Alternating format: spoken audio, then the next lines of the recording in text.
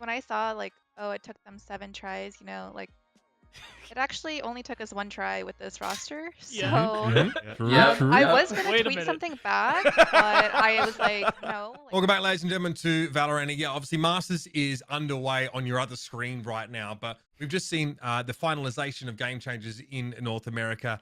And true to form, we're starting to see the scene really heat up. Competition's getting ratcheted up level by level, which is great to see. Now we're seeing some real tussles for that top spot. Cloud9 White do take the top spot this time around here, but like we've discussed already, the gap really seems to be closing at a rapid rate. It was Shopify Rebellion that actually managed to get a win against them before that final bracket, falling in a 4-map series in the final to Cloud9 White. So it was a great game. And to talk about that and so much more, we're going to be bringing onto the show KP and bENITA for the first time, both from Shopify Rebellion. Thanks so much to you two for joining us, and welcome to Valoranting. Thanks for having us. hi, thank you so much for having us. Now, bENITA, your mic might be muted if you were just speaking. I think I saw your mouth move. Hello? My lip sync needs a bit of work, but If not, you're gonna have to be the translator, Mitch. We'll put Whole your interview is going to be skills. conducted via interpretive dance, actually. Exactly. So, Exactly. Sure. We'll give bENITA a second to sort that out. First of all, though, we'll talk about your backgrounds here, because obviously this. Hello? Yeah, Hey, hey, there we got it you. We is. got Hey. you. What What's up? all right. Yeah, go ahead, Mitch. Hi. Yeah. Okay, sorry. Thank you so much for having us. I really appreciate it. Thank you. No worries, bENITA. Yeah, great to have you here. Let's talk backgrounds here, because obviously KP, your start at least on a Valorant team, as far as we know. We went back on the old timeline to the Built Butter days. Obviously, one of the earlier teams that you were on in Valorant. Tell us a little bit about like your sort of journey, where it all started, and maybe even why it started.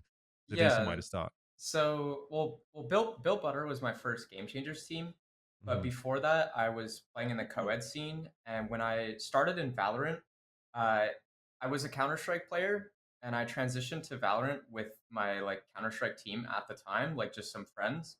Mhm. Players like Inox, Jerk, Finn.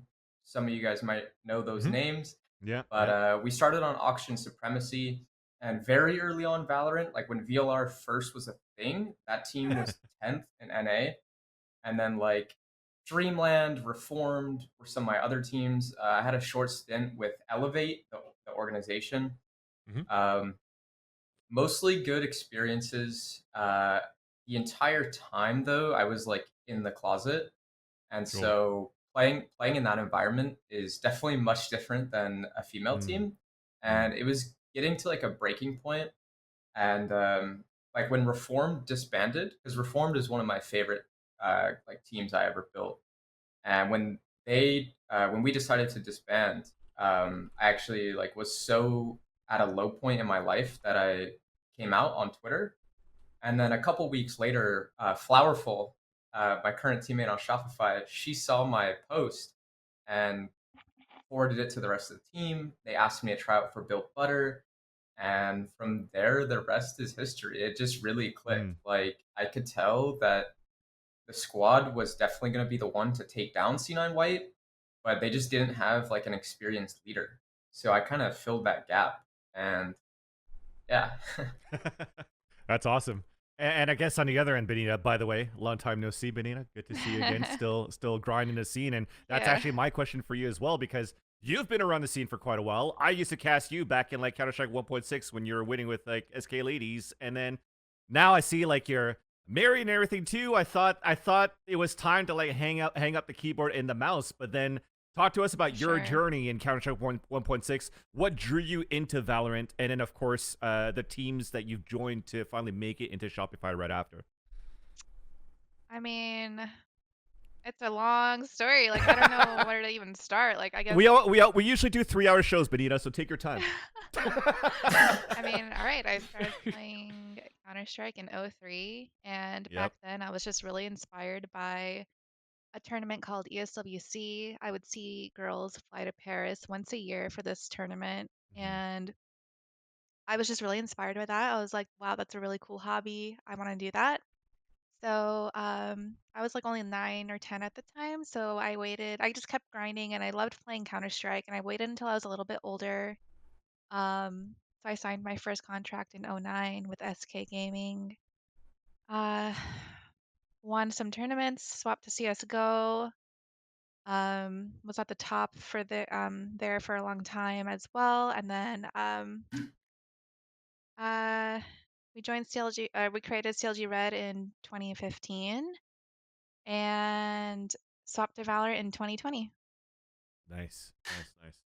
So then, how'd you find your footing here into with Shopify Rebellion after? Because I know at some point with CLG, it was getting to a point where you were consistently getting like into that top four, really getting into that same mix of like being able to beat Denitas here and there, being able to beat TSMX here and there, and then exchanging blows pretty much into the matches, and then I guess Shopify Rebellion pops up after in the conversation.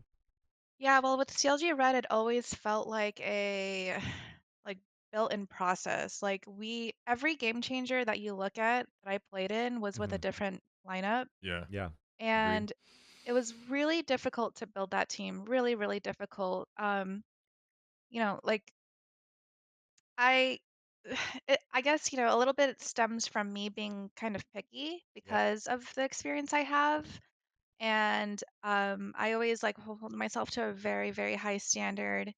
And the players that I wanted to play with, like, I guess I just, I couldn't field the like perfect five every time. So every time it was like I was trying something different and I was trying something different, but we would always make it to finals or semis, and Hmm. top four was like really easy all the time. So I just knew that, you know, like I can do it. But I just need to like, even though CLG said they were going to build the team around me, which, we did, we tried so many times. Um, yeah, I just felt like I needed to find the perfect team, I For guess. sure, for sure. I mean, you say picking, but picky rather, but like after the amount of time that you spent as a a top competitor, I think you just develop the ability to be discerning about you kind of have an idea if a team's going to work out maybe pretty early on in the whole process, which is a great time saver for people that don't have that same level of experience. So Oh, um 100%. Like even in CS, like if he put me in a CS game like with a bunch of girls, like I would 100% be able to tell like right away within like 2 rounds like who's gonna be like a great player or who can shoot really well. Like mechanically, I could just tell right away. yeah. So let me put this to you then, bENITA. What was the vibe when you first started preparing with Shopify Rebellion? I mean, could you sort of tell, or was it like, all right, take the KP's chance, already need some laughing. I time? want to hear the. I Two want to hear rounds this. in, Yeah, you're yeah. awful. I'm out. Yeah. No, I 100% knew like it was gonna be the perfect like the puzzle piece was missing, and I feel like I just fit in so perfectly. And I knew right away, like just a couple of scrims, like like all players are so good at the game, and they're just like missing kind of like a like more like of a voice. Like it Mhm. can't just be one person always talking. So yeah, that's why I think it was like the perfect fit. Hmm. Nice. Yeah, I actually have a funny moment from that first day with Benny, but we were always lacking a like secondary leader on the team. I had been telling like the Shopify like staff for like a couple months that like that was what was needed to push the roster forward. And Sure. the first day Benny's in scrims with us, it's like a 2v5 on bind, and she just like started commanding me like action calm. She's like KP, I'm grabbing spike, push elbow. I push elbow, I killed like two. She planted, killed another one, and then she's like, KP, I'm going back long. I'm playing my Molly and ult because she's on Brimstone, and I'm like, God, you Sure. are so cringe. But it was like, it was good. And then we clean up this 2v5 without even taking like a single point of damage. And I remember like everyone on our team was typing in the team chat like mommy's going to work like at that moment, and it was just great. It was a good day.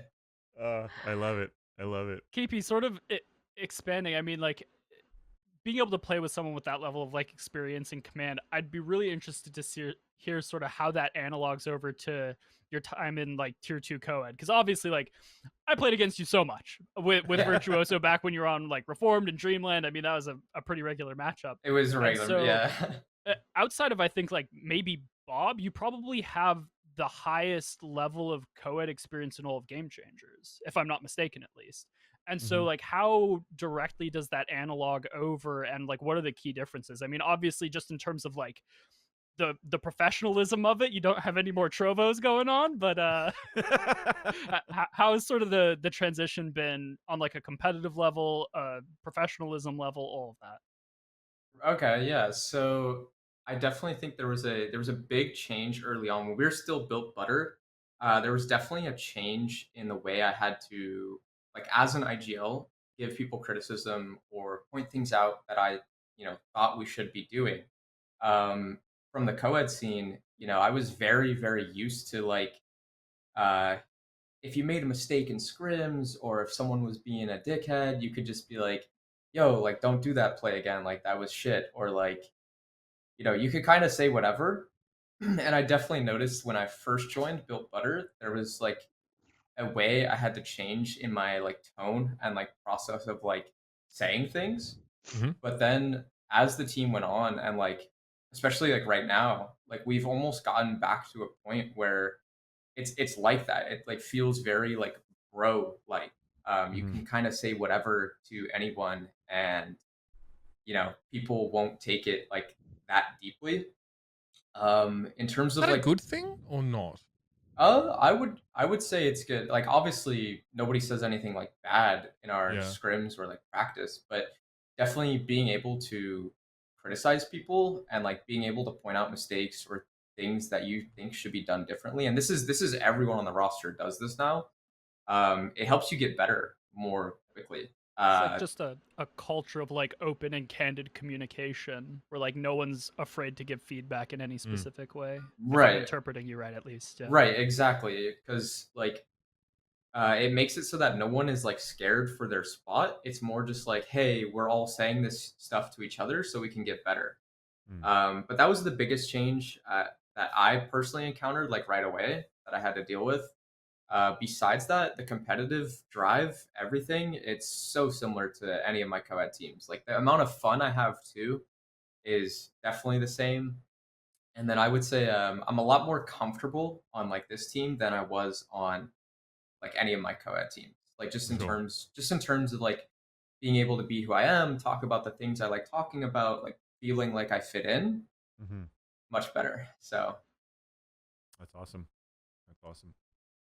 Obviously, like, there's been a lot of let's be sure. There's been a lot of like random bullshit that you kind of had to deal with though through like the tier 2 scene. I mean, I think back like there was like Cloud9 White were like annoyed about like scrim leaks or something like that. That was like a whole that was a whole kettle of fish to have to sort of deal with. This was like I guess KP, as we can sort of see here, you sort of experienced that to some degree. So um what happened with this? Was it like, yeah, like VODs or like scoreboards? Or it was a co-ed team that was screaming C9 White, right? And then wanted to yeah. leak this. Like, what is this about? Okay. So it was a co-ed team scrimming C9 White, and one of the kids was like 16, and he got an ace, and he was sending the ace to people on Haven. And like, one of our players got sent the ace clip because like he was friends with one of them, and it was like not blurred, like nothing was blurred from the scrim, and it was like, it was honestly like the most like irrelevant like clip in terms of like being able to get information from a team, but people didn't know that at first, that was what the clip was. So when it got like leaked, people were just like, oh, this kid's sharing scrim clips of C9 White, like, what's going on there, like, especially to other Game Changers teams. But then it was like, oh, it was just a kid being hyped about his ace. So Yeah, I mean, you can never go through like a week of Valorant without some drama here and there. there's Like, so much drama. but that's, I guess, somehow that's what builds our community. But I wanted to rewind a little bit and ask both the question to you, KP, and then you as well, bENITA. Is, KP, you mentioned the supporting staff that is around Shopify Rebellion, and I kind of want to know what it's like to play under my homie Rob Wiz. Yeah, sure enough. That's usually what we were always doing when we were playing together. But he always was the type of the type of player that was like, hey, Rob Wiz, go kill, right? Because if you think about him towards his Call of Duty 4 days, just owning it up with EG, or now playing Counter-Strike, and even on top of that, when he started Valorant with with Kaplan, it was all about him playing Jet and then fragging out. But I never thought that he'd be like the coach to like build the analytical mindset behind what you all build in Shopify Rebellion as well. So tell me what it's like, the process of working with Rob. Yeah, so working with Rob, I will say there were so many tendencies I had as like a tier, like back when I was on co-ed teams, tier Yeah. 2 IGL, that were just like bad, or like my fundamentals were like very lacking in terms of like start round calls. And working with Rob has just been incredible. He really, really knows how to like hit home with a certain individual, and he really takes the time to like he might say something to me differently than how he says something to Lori. Mm. And he's great at running our practice, like keeping everything moving, and especially I know that a lot of coaches in Valorant might be more on like the analytical side and like the brain side and all that. And Mhm. while Rob does that, uh, he excels at keeping the vibe of the team super positive. Like his I could tell motif, that. I could yeah, see that. his motif is like literally like, guys, like let's make sure we're having fun. Like he has all these bits he says. Like he's literally turned us into like mini like whizzes in terms of like picking up on his slang, his slogans, etc. With the whole like, yeah, and his tweets right here, the dead ass and the frag and all that stuff. um so yeah, those things he excels at. And like I cannot put into words how much I've improved playing under Rob and how good of a coach he is. Nice.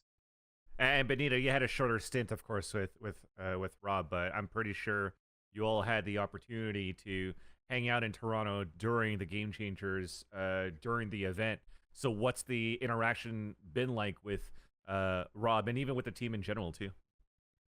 I mean, it's been so liberating. I feel so comfortable on the team and Nice. with Rob as well. Um, I can just see like like I said in one of my previous videos that like our goals are just so aligned that I just feel like I can be the best version of myself and I don't have to like, stress about other things. Oh So yeah, nice. So it sounds like to me that things are pretty much all on the up and up and feel great. Like coaching is awesome, teammates are awesome, environment is awesome. So bENITA, I'd love to hear from you where you've been at the absolute top of the food chain. Like you have been to the pinnacle, and you with SR are now very much so on C9's heels. What's sort of the next step? Like what's missing? You've been to the top, you know what it's going to take. What's the last thing, that the last piece of the puzzle to close the gap? well, I think the last piece right now would just be like a little bit more time, like getting more reps in and just playing a lot more together. I've only been on the team for a month now, I think, like Hmm. 5 weeks. So I'm just really excited to put in more time with the team and next Game Changers, we're gonna. I was about to curse, but we're You gonna You're win can. it. allowed. You're You allowed. You're Oh, can. allowed. You're okay. allowed. We've already dropped the F bombs. You're good. You're Oh, good. okay, You're You're okay. good. good. Yeah, next Game Changers, we're gonna fucking win, and I'm really excited. Yup. Yeah. Hell yeah, love to hear Yeah. We're, that. we're I like we're gonna. Sorry, Cappy, please. Oh, I would just agree with Benny on the time. Like, I will say, so Benny joined like literally beginning of June, end of May, and we speed ran one map per week in our practice. And during Game Changers, we played 6 maps. Like, Wow. undoubtedly, we had the best map pool out of any of the Game Changers teams, with our like only map not being played as split. Hmm. And I think like just give us 2 3 more months and we'll be able to like have set stuff to close out games this time. I'm kind of. We're gonna jump around a little bit because we've talked about like the kind of future, but there's a lot. I think of like the two of yours journeys through Valorant specifically that we kind of we kind of skip over a little bit to a degree. I kind of this can be real quick, but I'm kind of curious from UKP about like how this Shopify Rebellion team has sort of evolved and how the different iterations of the team have looked. Because you were there, one of the original members, right? And we have watched the Game Changers scene develop a lot, and that competition gets so much closer. But I'm kind of curious to know, like, For you, what were the most important milestones in this team's development that kind of brought you to where you are now in a position to challenge, Cloud9 White pretty consistently? Right. So I guess to answer like briefly, the first like milestone I guess was when I joined, like the team really got experience under a good leader, and I think I helped like send us in the right direction in terms of like playing the game like better, playing the game at a higher level. When I joined, like we got access to Prozone, like all the good scrims, Mm. etc. And then managing the 6 player roster, that was a whirlwind. I can't even believe we did that for like 5 or 6 months. That was kind of insane.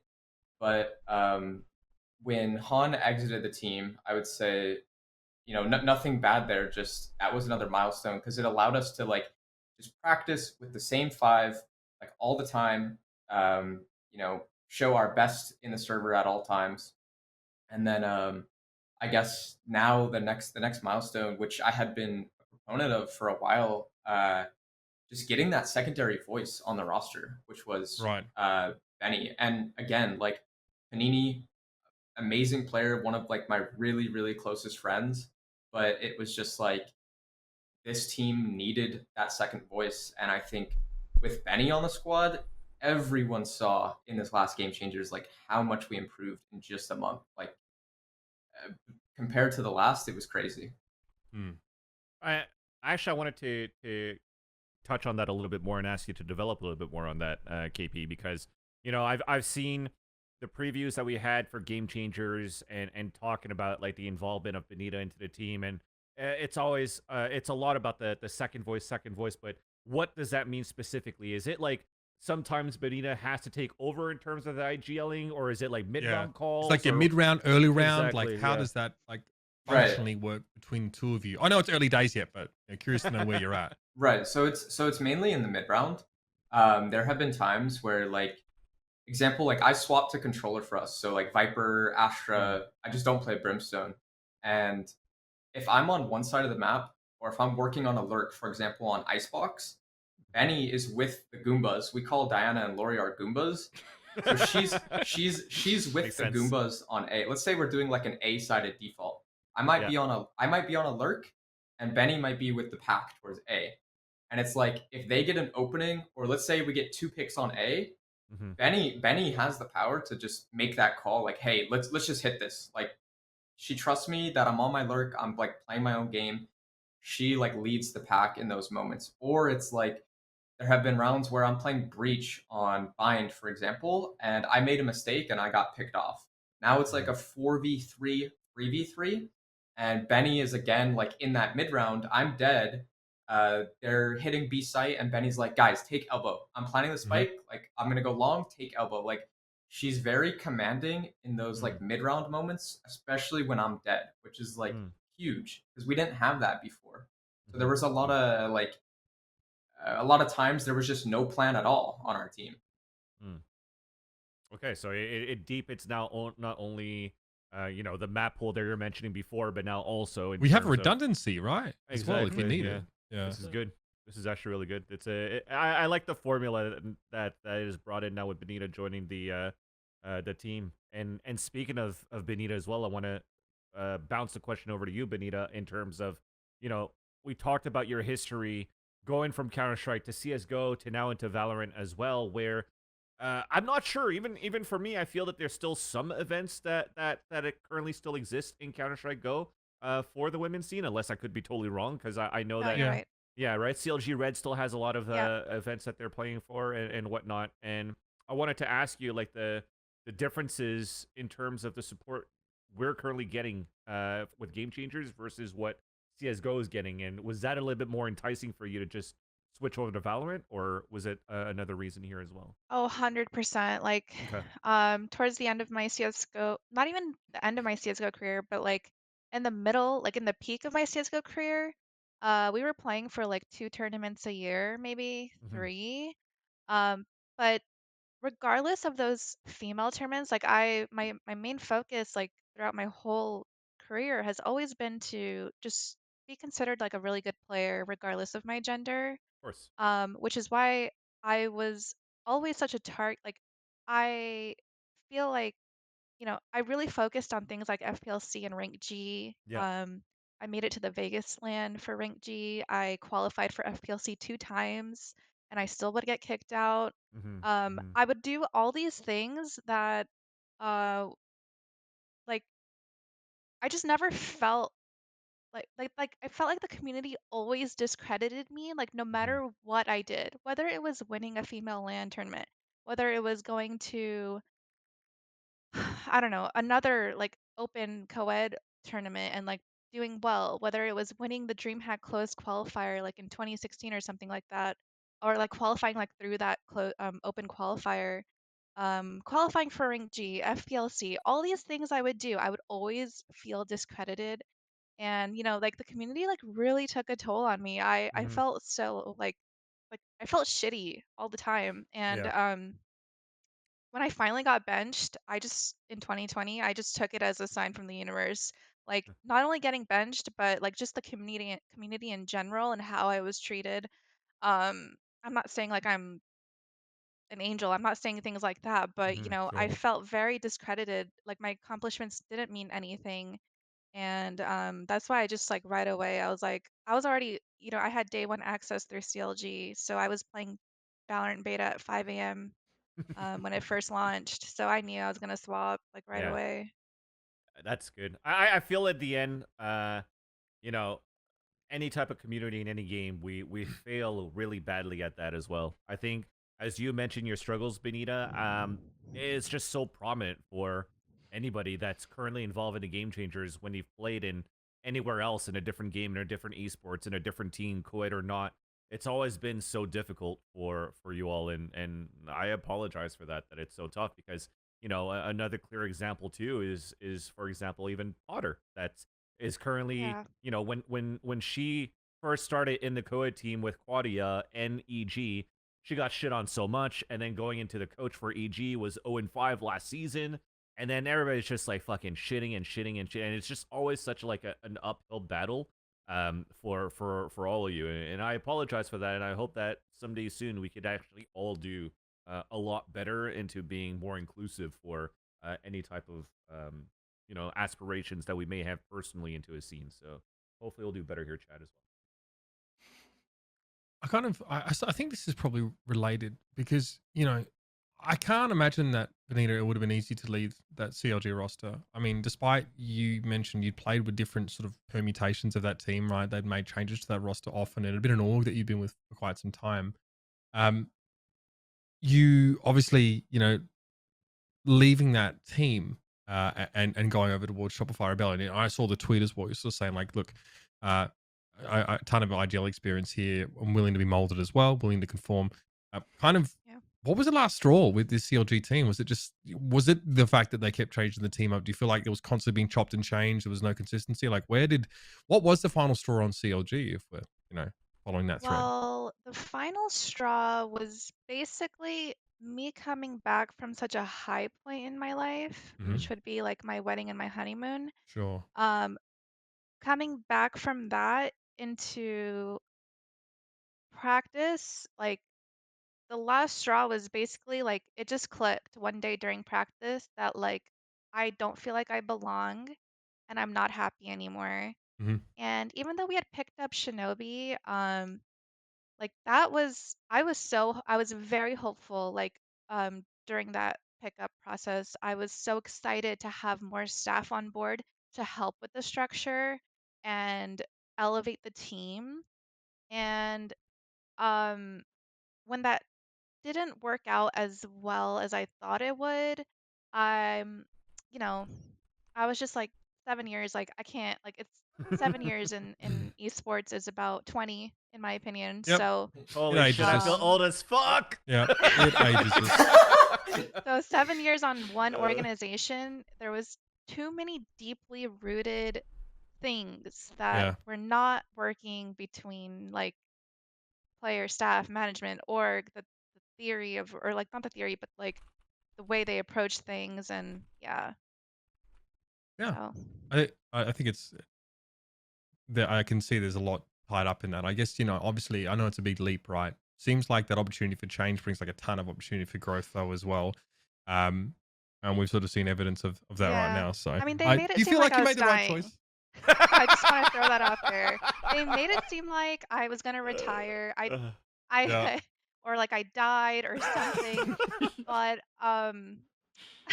yeah, I 100% feel like I made the right choice. Because even after that announcement, like a lot of like players thought I was done, but in reality, I wasn't really done. I knew I wasn't done. Uh-huh. Mhm. I just needed a little bit of time, like to figure it out. Yeah. Yeah. The timing was like perfect too, because like I will just say from us at Shopify, from an outside perspective, it's like every time we played CLG Red, we thought we were better, but that like Benny, since she was IGLing and fragging for that team, it was like shit. Benny is their best player. Like, why did they just like release their best player? So from an outside perspective, it was like, well, we don't really need to make a change, but Mhm. then oh shit, Benita's available. Mhm. So So then you all as Shopify Rebellion hopped on an opportunity then to Yeah, don't have pass that that up. conversation with bENITA. And that's yeah, what I wanted to get to at some point too, as to like how this conversation got about to have bENITA join too. But I wanted to get into the competitiveness now of Game Changers in North America. More specifically, of Shopify Rebellion versus C9 White, or just C9 White in general, right? I I personally love all the tweets that you all are coming out with like victories and whatnot, and like showing the confidence and like lighting a fire under everybody else's ass so that the competition continues to get better after every Game Changers. But C9 just seems to have like almost a villain arc into like their tweets of like it took Shopify Rebellion 7 times to finally fucking beat us. Like, fucking good job, but we're still gonna win Game Changers. Or like, oh, I'd love to see some teams swing against us a little bit more. We're playing too scared. Does these type of comments like get under your skin, or how do you approach these type of comments, and how do you reply to that as well?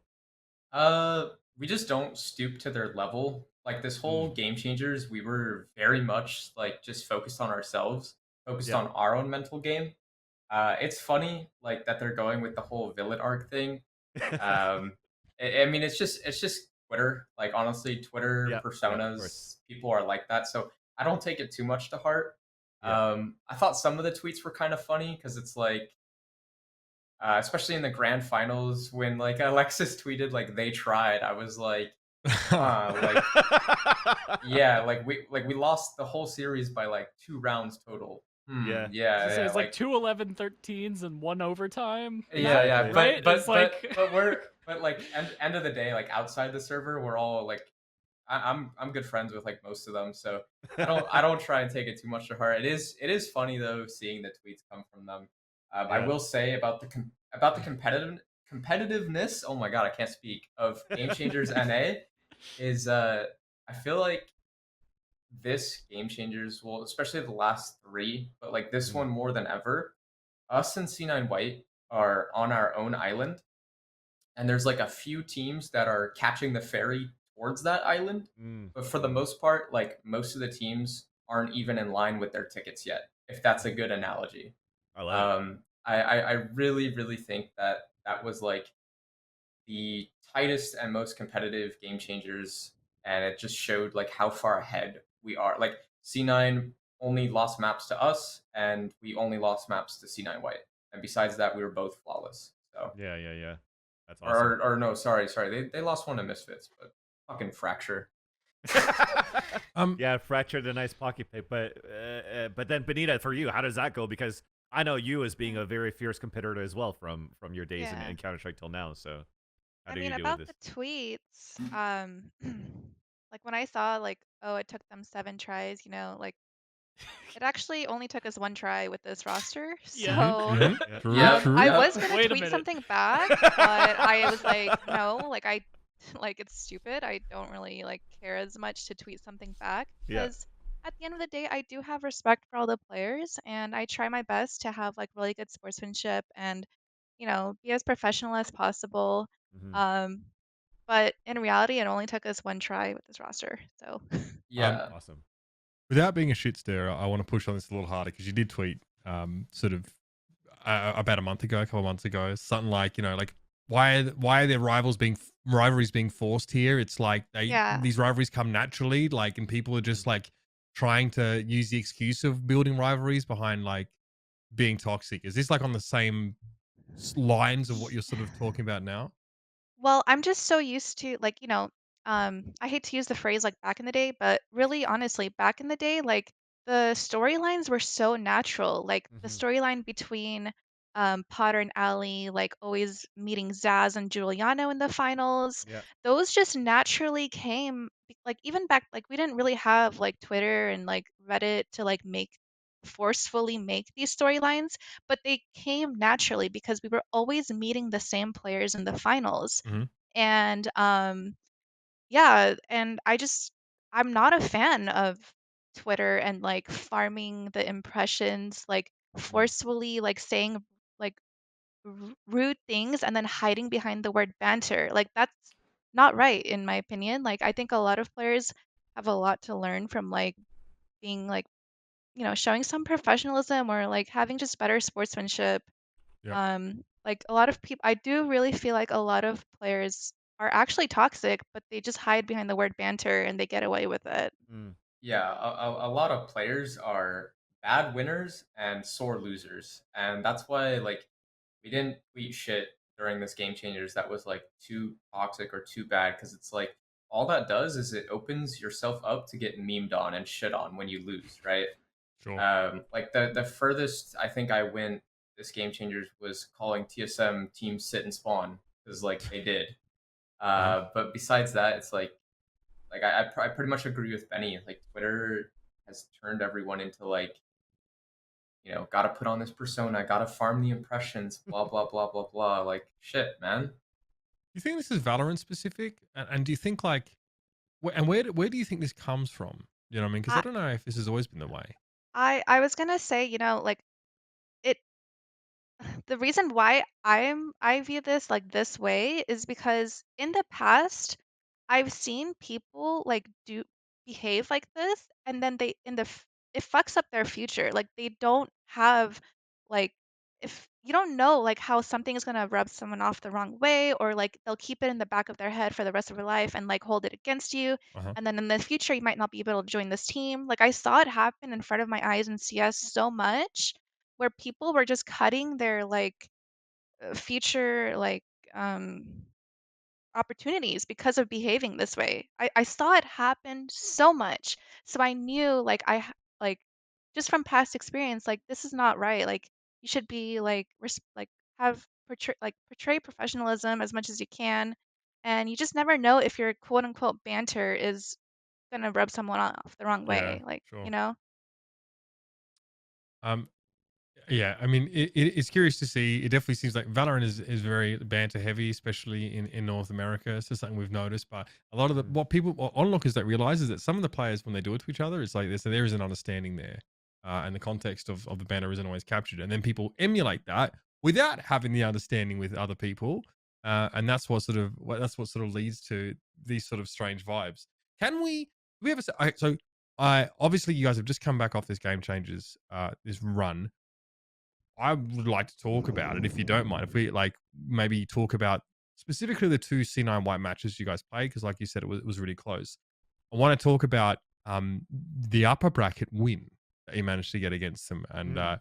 take the opportunity to kind of get some insights on how those sort of series went from your perspectives, because I think that even in that grand final as well, another really close series, but because you started off on ascent against Cloud9 White rather, in that upper bracket match, and it was like a 13-7 their way, so not the kind of start you were looking for, but you managed to rally in a huge way, for that second map, which was Fracture. So tell us a little bit about how that series went for you, the first one at least in that upper bracket. Yeah, so in upper bracket, a lot of teams were not aware that we were practicing Ascent the whole time, and it had become like one of our best maps. So we felt really confident, but then the match started, and it was a little bit from my perspective. I definitely had first map jitters, and there was a lot of things that were just like Valorant rounds that were kind of like unlucky, kind of like a few missed kills. So it snowballed, and we couldn't really recover in time. Right. And then Benny was saying like, yo guys, like we're not fucking doing what we're doing in scrims. Like we talked about this, like let's do this, blah blah blah. And I definitely like snapped out of it after map one, and we went to Fracture, which was like our comfort pick. I feel like it's been that for a while, and we pretty much owned them on Fracture. I think we had like an almost flawless defense, Hmm. Yeah, you and dropped one then round One only. round, Yeah, I think it was the yeah, first buy. yeah, and then Bind. Honestly, tragedy on Bind almost. That half on offense should have been 9-3 for us. I think we lost three 5v3s or 5v2. There was a 5v2 round where we started exiting and they actually went for it and defused the bomb with like 1 second.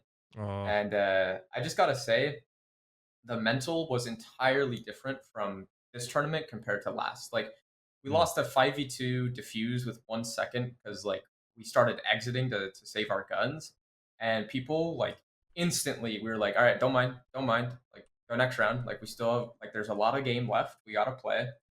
And then Benny, I don't know if you remember anything about the defense half, but the defense half was kind of a fever dream to me. Like we won the Yeah. pistol and then literally like everything just started going our way, and it seemed like all five individual like we all got confidence at the same time and just started owning them. Yeah, well, the whole BO3, I just knew, like, I went into it knowing we're not gonna lose. And no matter what the situation was, I just felt like like we were meant to win this BNO3 and it was gonna happen. And I've just held on to that idea for so long. And when I saw their T side bind literally crumbling like in front of my eyes, I just knew right away. Like I knew, like within like 4 rounds of the defense, I knew we were gonna win out the half. And yeah, it's just like that mental fortitude. Yeah, no, it was this defense bind from us. Like it was a lot of individuals stepping up, but also like Benny said, like pretty much 4 rounds into our defense bind, we were reading them like almost perfectly. Like they would put some B pressure and then go back to A, and either myself or Benny would like have called like yo they cut noise on B, like probably gonna be A, and then they just kept trying to do these A hits that looked very stagnated. Um, but They have like a very the playstyle, like in this BO3 specifically, it was really easy to catch on to, like Okay. within a couple of rounds. Just like like you could just tell what I don't know. So Like they have a lurking like fade, they have a lurking fade, yeah. and it was like really easy to like just right away identify like based off where the positioning of that player was what they were gonna do. And it wasn't like a lurking fade; it was like a baiting Hiko type of sure. playstyle. Get right, So 2014. Um, then what's the so tell us then like how the vibes maybe change or feel the same as you go into that grand final matchup, because you obviously get a chance to run back Ascent in that second map. Obviously, it starts on Icebox, which you end up winning out with a flawless defense on that map.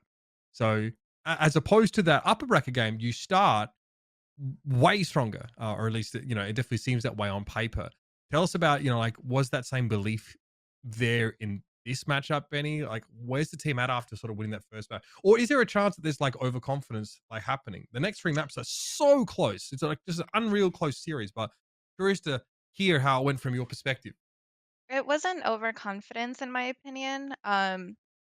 It just seemed like every time we met them on a new playing field, we won. Like blatantly we would win, and it was obvious in the upper finals and grand finals, like the icebox. Yeah, we blatantly won. Like they had not seen our icebox, Hmm. they didn't know what they were like up like facing against, they didn't know our play style, they didn't know what we're going to do, and we were just the better team on icebox. And then when we go into like the other maps that we had already met them on, Hmm. um it seemed like we just couldn't, like they had the like better, maybe slightly better adjustments. Okay. But then again, it always came down to like one round. Like we lost by 1 round for the maps that we met them on already.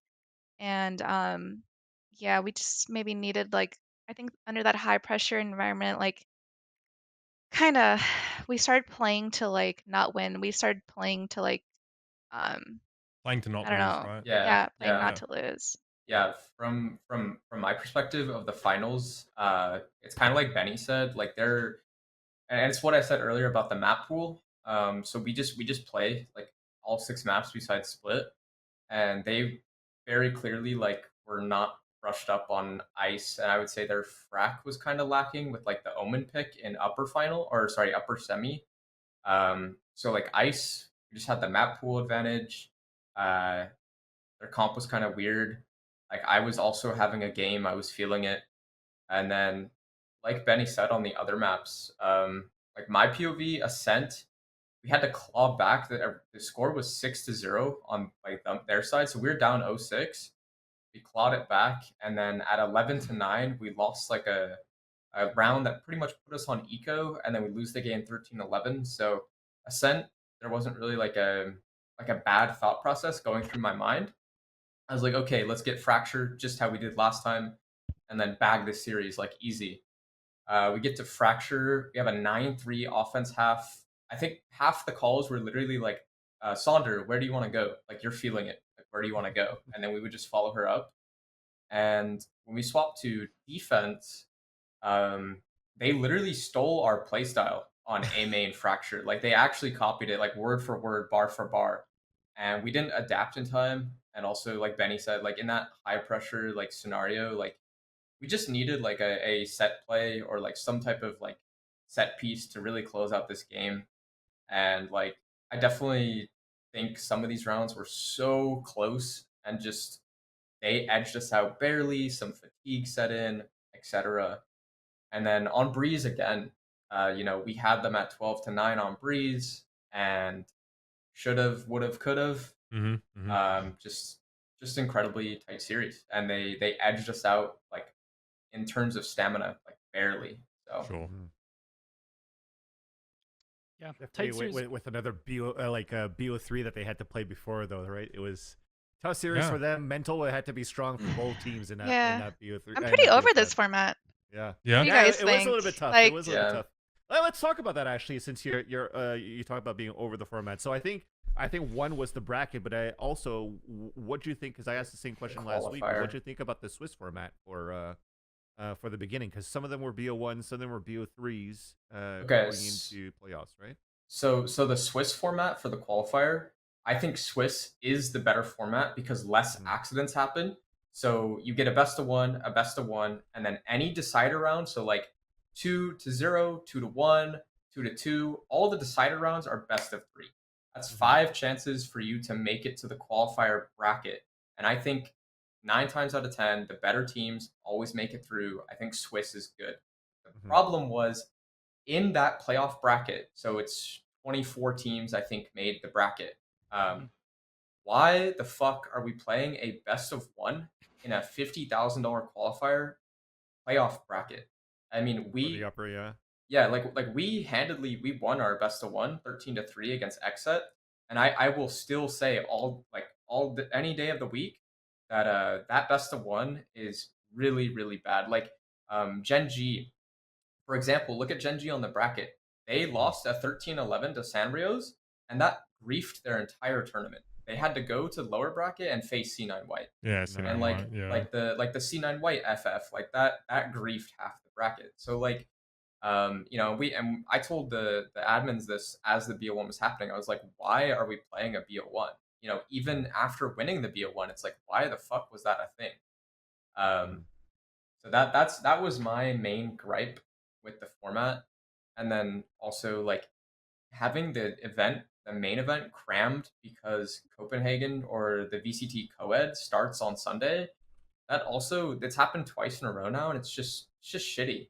It's just really shitty forcing like a team to play lower finals and grand finals on the same day. Yeah. So Squeezing into into that day so it doesn't run over. Sure. What yeah, about you, Benny? I mean, how do you I sort of feel mean, about this? yeah, the BO one is messed up, but I'm also just generally like over this because this is not like VCT co-ed, like where, teams are like how do I explain it? Like we have a team that's won 6 out of 6. I feel like the format should shift a little bit to like I don't know. We're just gonna have the same storyline over and over and over again, to be honest. Like Mhm. I think the like upper bracket finals and then lower bracket finals and then sending it to a grand final with the BO5.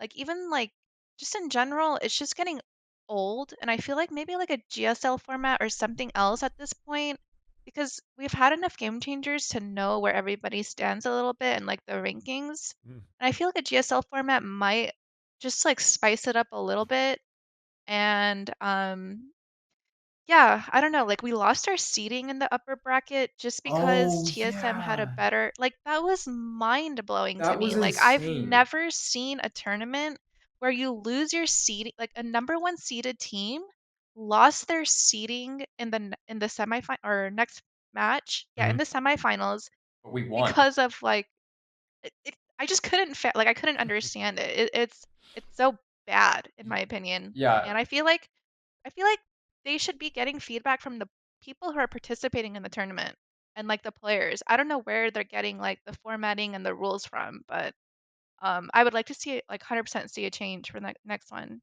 or next year if it's too late. Oh, don't worry. I mean, we're gonna obnoxiously put that clip up on Twitter and just I tag mean, people in it. So I sent Discord messages around the format change to the BO ones to like literally they sent the email about the update. I sent a Discord message less than 3 minutes later. I was like, "What the hell is this?" yeah, yeah, yeah. they have you No, blacklisted by now, Anders, though, because I'm sure that they just you're have so me muted on Discord. It's particular. probably what it is because Yeah.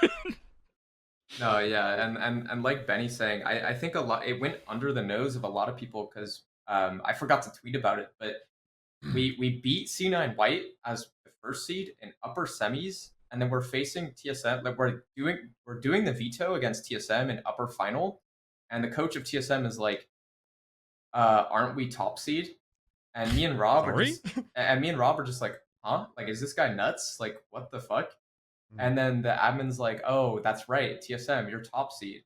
And apparently, according to their rulebook, they take the upper final seeding based on round win differential in upper semis. And we're You like, literally beat Cloud9 White. yeah, and we're like, how the fuck does that make sense? Like we beat C9 White and they had to play Dart Monkey and Dignitas. And Dignitas.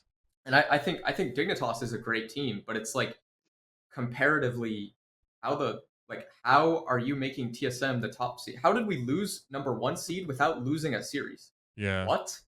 Just that never is had that in like 5 years of competing. very I've never seen arbitrary. that in Yeah. 20 years of I was gonna competing. say I've been competing my entire life. Never seen that before. Yeah. Yeah, Mm. a little bit sussy, no cap. All right. Interesting. Actually, and to continue about formats, or just to take a step back on the series overall, because I wanted to bring in a question that came in from chat, which you both are know this person as well as Kath, a very good friend of ours as well. She was asking what's going through your mind when you see like the wind slipping through your fingers. So I'm assuming at this point we're talking about the Breeze game. You know, KP, you said one round away of getting it. The OT happened, unfortunately, and then suddenly sometimes you might have like a shift of like starting to play not to lose rather than play to win, or what's exactly going through your mind at that point, and were there any solutions that were implemented in the past that you could I mean, you learn had to from come for back next from time? 3-9, so like, Yeah, despite you believe having a lot of belief that you can win the that series, you too, still have to that too, overcome that that. too. Yeah. There's a little bit of both, right? Yeah, so I honestly could not tell you what was going through my mind. Like, Mm, I really believe everyone was fully dialed, but also at the same time, we were honestly just fatigued. That mm, was an 18-day boot camp for us, and we're mm, on the like we out of those 18 days, we had one off day, mm, so we're basically in like 11 days of playing straight in this grand final. And yes, it was slipping, but also like credit where credit is due. C9 White was more capitalizing on like our individual mistakes at that point. So they were playing well. We were playing well.